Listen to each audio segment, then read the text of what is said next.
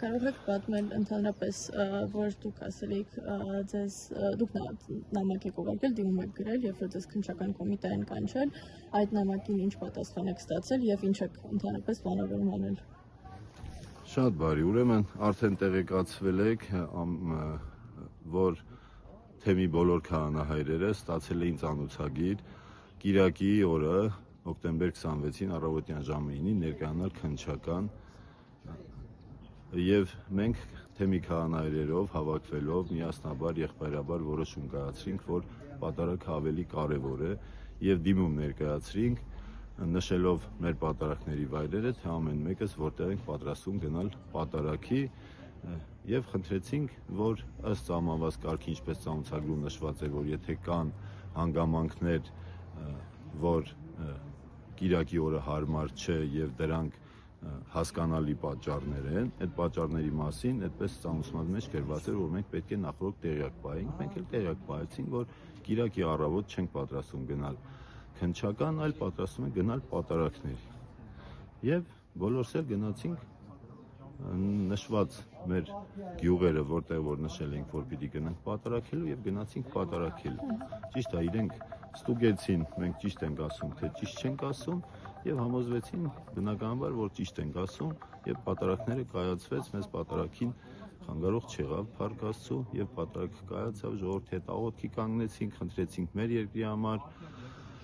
խնդրեցինք մեր սրբազան հայրերի, մեր քահանաոր, մեր մնացած բանդարգյալների համար եւ մեր ժողովրդի ամենքիս համար խնդրեցինք համապատասխան թող Տերը տա իմաստություն եւ ամենքիս ինչ որ պետք է, որովհետեւ ես մեծ փորձությունը, որի մեջ կանք,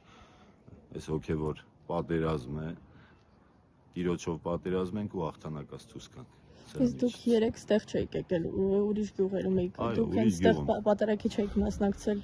Ես եւս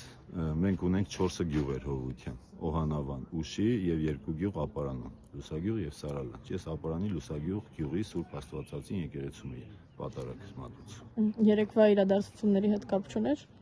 որ գնացել եք։ Դե օրենքով սահմանված կարգով պիտի այնպես լիներ, որ կամ ես կամ մյուս ծառայող քահանան պիտի լինենք այստեղ պատարակի, քանի որ նախկին մեր ծառայակիցը կարգալույց հռչակված, բայց ինքներդ տեսակ, որ դա հնարավոր չէր, քանի որ մեր հայր Սուրբն էլ, որ մեր վարչական խմբի ատենապետն է, որ պիտի ղեկավարի մեր թեմի գործունեությունը, քանի դեռ սրբազանը մեզ հետ չի, իրեն անգամ թույլ չտվեցին եկեղեցուն մոտենալ։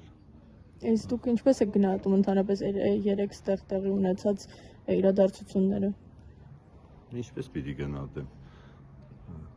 Ափսոսում եմ, ժողովուրդը չի հասկանում, որ Աստծո գործ ունի եւ այն ինչ որ եկեղեցին արգելում է կանոնական չի, ու մենք գնում ենք, մտնում ենք դրա մեջ, ուրիշ բաներ կգան մեր վրա։ Բայց իր ողորմությունն անի ամենքից։ Իսկ ինչ է կանոնակարգ չի։ Դե կանոնական չի, որ այն մարդը, ով իրավունք չունի պատարակ մատուցելու, պատարակ մատուցի։ Կարգելուծված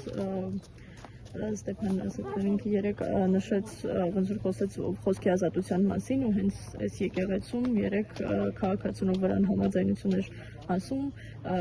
իր համաձայնություններ ցույց տալիս, իրան բերանը փակելով դուրս են հանել ստեղից։ Ճիշտ ասած չեմ տեսել նայել վիդեոները, այդքան չի երիքում իմ հոգեվիճակը, որ նստեմ նայեմ։